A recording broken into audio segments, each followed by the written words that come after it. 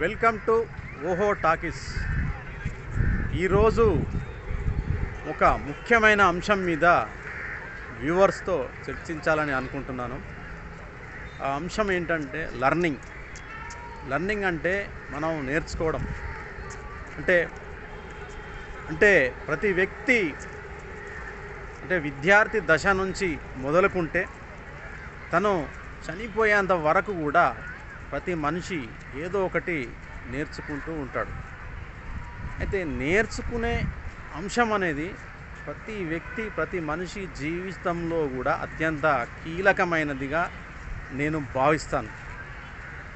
ఏ పనైనా సరే దాని పట్ల కొంత అవగాహన ఉంటేనే కానీ ఆ పనిని మనం చేయలేం.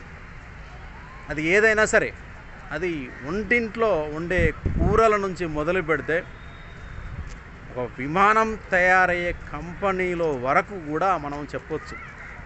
మనం ఒక టమాటా కర్రీ వండాలంటే అది ఎలా వండాలి, దానిలో ఏం వేయాలి, ఏం చేయాలి అని మనం తెలుసుకుంటేనే ఆ టమాటా కర్రీ చేయడానికి అవకాశం ఉంటుంది, ఆస్కారం ఉంటుంది.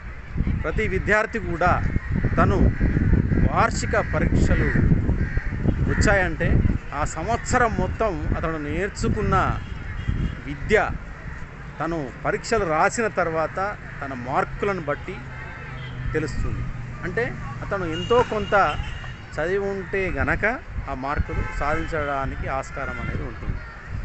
అయితే అది ఏదైనా సరే, మనం ఏ రంగాన్ని తీసుకున్నా కూడా చేపలు పెట్టాలన్నా గాలం ఎలా వేయాలి, వల ఎలా ఇసిరాలి, చేపలను ఎలా పట్టాలి అనేది ఒక విద్యే.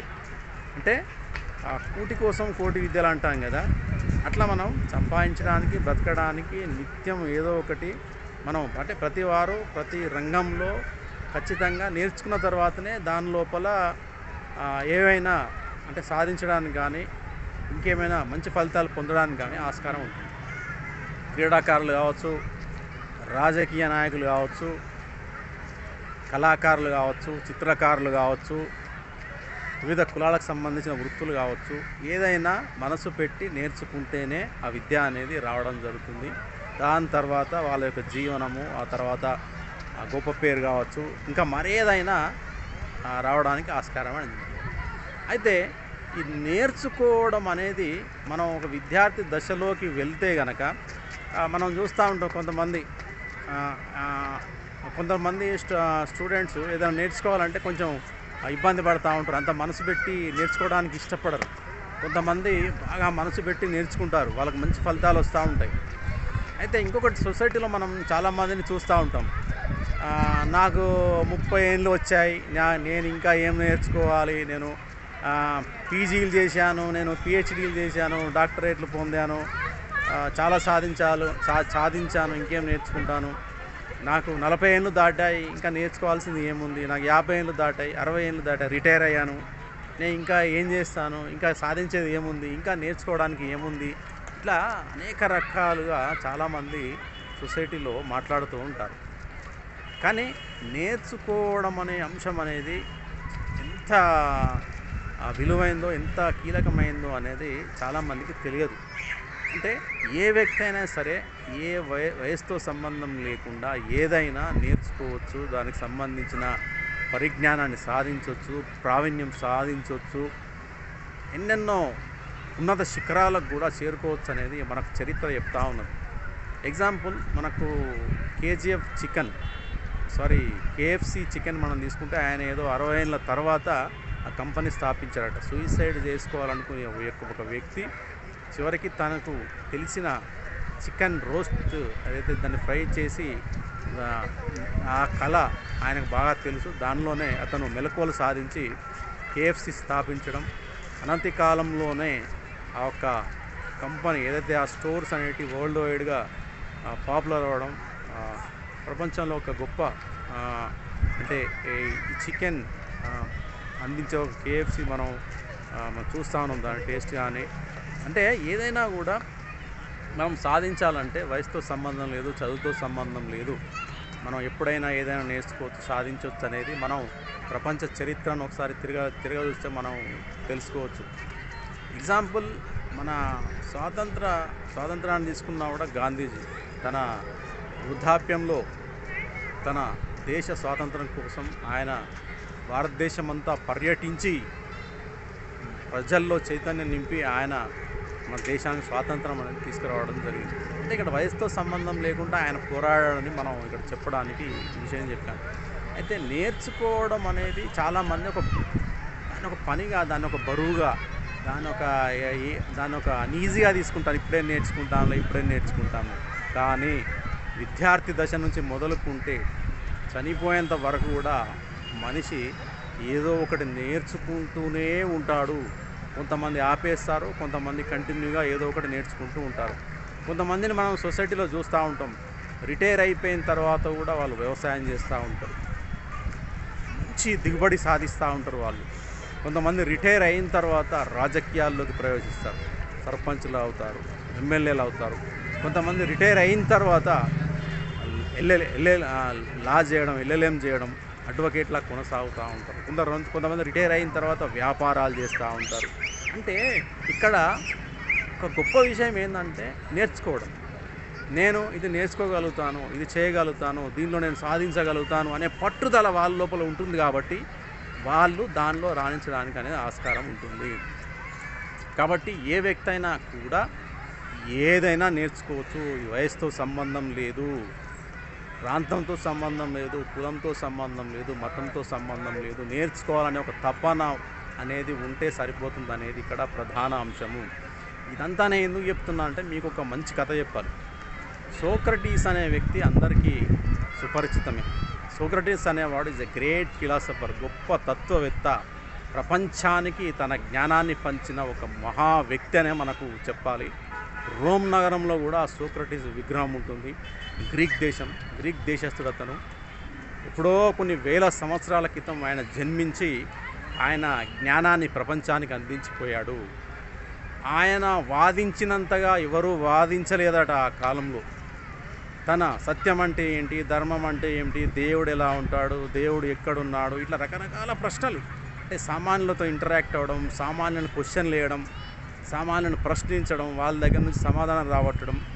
అయితే సోక్రటీస్ను అప్పుడున్న కాలంలో సామాన్య ప్రజానికం నుంచి మొదలుకుంటే అక్కడున్న రాజ్య వ్యవస్థ కూడా ఒక పిచ్చివాడిలా చూసిందట. ఆయన అతన్ని చాలాసార్లు మందలించిందట అక్కడున్న రాజ్య వ్యవస్థ, అంటే చక్రవర్తి.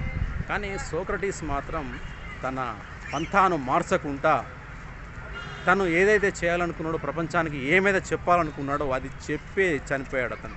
కానీ సోక్రటీస్ ఎప్పుడు గొప్పవాడయ్యాడంటే, సోక్రటీస్ను ఒక గొప్ప తత్వవేత్తగా, గొప్ప వ్యక్తిగా ఎప్పుడు గుర్తించారంటే అతను చనిపోయిన తర్వాత సోక్రటీస్ను ఒక గొప్ప వ్యక్తిగా ఈ ప్రపంచం గుర్తించింది. అయితే ఇక్కడ ప్రధానంగా సోక్రటీస్కి అక్కడున్న వ్యవస్థకి చాలా కాలం పాటు వారి మధ్య ఒక యుద్ధం అయితే జరిగింది. అంటే సోక్రటీస్ యొక్క ఐడియాలజీ, అభిప్రాయాలు, ఆలోచనలు అప్పుడున్న వ్యవస్థ తిరస్కరించింది, అంగీకరించలేదు. అక్కడ ఉండే రాజ్య వ్యవస్థ కూడా ఒప్పుకోలేదు. అతను పంతాను మార్చకుండా, తన ఆలోచనలను మార్చుకోకుండా వ్యవహరించడం అనేది అక్కడ ఉండే రాజ్యానికి నచ్చలేదు. చివరికి అతను చాలాసార్లు మందలించడం కూడా జరిగింది. అతని పైన చాలామంది గ్రీక్ నగరంలో కూడా అతని పైన ఆరోపణలు చేయడం, చివరికి అక్కడ ఉండే రాజు చక్రవర్తి కూడా అతన్ని చివరికి బంధించి అతన్ని ఎవరైతే వారి యొక్క వాళ్ళ ముందు నిల్చోబెట్టి మరి ఆయనను మారమని అడిగారట. దానికి అతను అంగీకరించలేదు. చివరికి అతనికి బలవంతంగా విషం ఇచ్చి చంపాలని అప్పుడు ఉండే వ్యవస్థ, అంటే రాజ్య వ్యవస్థ ఒక నిర్ణయానికి వచ్చేసి అతనికి మరణదండన విధించడం జరిగింది. అయితే ఎప్పుడైతే ఆయనకు బలవంతంగా విషమిచ్చి మరణదండ వేసే ముందు అతన్ని కారాగారంలో బంధించారట. ఇక కారాగారంలో బంధించిన తర్వాత ఎప్పుడైతే అతనికి మరణదండన విధించే 2 గంటల ముందు ఒక సైన్యాధికారిని సోక్రటీస్ దగ్గరికి పంపించి ఆ విషయాన్ని చెప్పమని పంపించారు. అయితే ఆ సైనికాధికారి సోక్రటీస్ ఉన్న జైలు గదిలోకి వెళ్ళి చూశాడట. అప్పుడు సోక్రటీస్ ఒక కిటికీ దగ్గర నిలబడి చూస్తున్నాడట.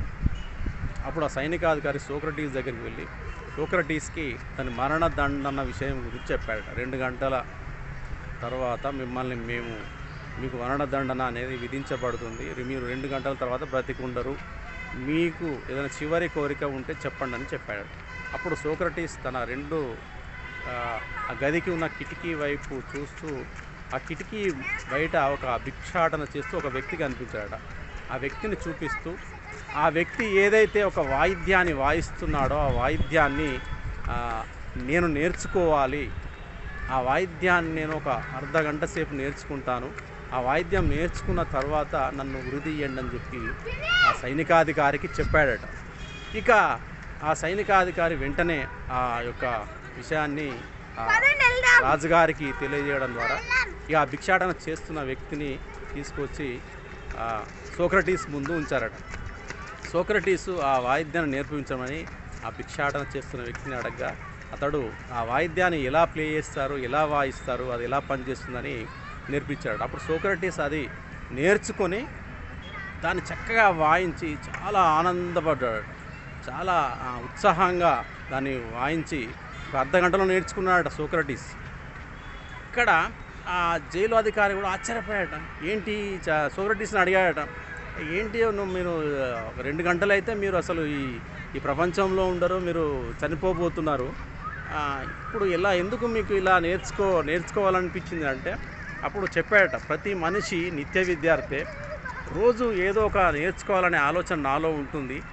ఆ యొక్క ఏదైతే వాయిద్యం ఉందో నాకు చాలా నచ్చింది, అతను వాయిస్తుంటే నేను ఎంతో సంతోషించాను ఇన్ని రోజుల నుంచి ఇక్కడ, నాకు అది నేర్చుకోవాలనిపించింది, అందుకే నేర్చుకున్నానని చెప్పాడట. చివరికి ఆయనను ఆ విషయం తాగించి ఆయనకు మరణదండన విధించడం జరిగింది. ఇక్కడ ప్రధానంగా మనం ఇక్కడ చెప్పుకోవాల్సిన అంశం ఏంటంటే సోక్రటీస్ అనే ఒక వ్యక్తి చనిపోయే ముందు కూడా తను నేర్చుకోవాలనుకున్నది నేర్చుకొని మరీ చనిపోయాడు ఆయన. కాబట్టి మనం 20 ఏళ్ళు ఉన్నప్పుడు, 30 ఏళ్ళు ఉన్నప్పుడు, 40 ఏళ్ళు ఉన్నప్పుడు ఏదైనా నేర్చుకోవడానికి మనం అంత ఆసక్తి చూపించాం, బద్ధకం. అంటే ఇక్కడ నీతి ఏంటంటే ఎవరైనా సరే సోక్రటీస్ని చూసి ఇక్కడ నేర్చుకోవాలి, మనలో ఉన్న బద్ధకాన్ని పక్కన పెట్టాలి, మనలో ఉన్న లేజీని పక్కన పెట్టాలి. వయసులో మనం ఏ వయసులో చేసే పని ఆ వయసులో అన్నట్టు మనం చదువుకునే టైంలో శ్రద్ధ పెట్టి చదువుకోవాలి, మంచి పని చేసే వయసులో శ్రద్ధ పెట్టి పని చేయాలి, ఏదైనా సాధించాలనుకున్నప్పుడు దాని మీద శ్రద్ధ పెట్టి నేర్చుకోవాలి. ఇట్లా మనం సోక్రటీస్ని తీసుకుంటే నేర్చుకోవాలనే విషయము ఏదైతే మనం సోక్రటీస్ని చూసి నేర్చుకున్నామో ఇది ఇప్పుడున్న వ్యవస్థకు చాలా ఉపయోగకరం. చాలామంది విద్యార్థులు మనం చూస్తూ ఉంటాం, వాళ్ళు చాలా బద్ధకం ఏదైనా నేర్చుకోవాలనుకుంటే. కానీ ఇలాంటి కథలు విన్నప్పుడు సోక్రటీస్ చనిపోయే ముందు నేర్చుకొని చనిపోయాడు, మనం బతికున్నాం, మనం నిజంగా మనం దీని నుంచి ఇన్స్పైర్ అవ్వాలి అని ప్రతి వ్యక్తి అనుకోగలిగితే ప్రపంచంలో ఎవరైనా ఏదైనా సాధించడానికి ఆస్కారం ఉంటుంది. కాబట్టి ఈ యొక్క సోక్రటీస్ యొక్క మంచి కథను మీకు నేను చెప్పడానికి నేను ఈ వీడియో చేయడం జరిగింది. ఈ వీడియో కనుక మీకు నచ్చితే మీరు ఈ ఛానల్ను సబ్స్క్రైబ్ చేయించండి, లైక్ చేయండి, కామెంట్ చేయండి. Thank you.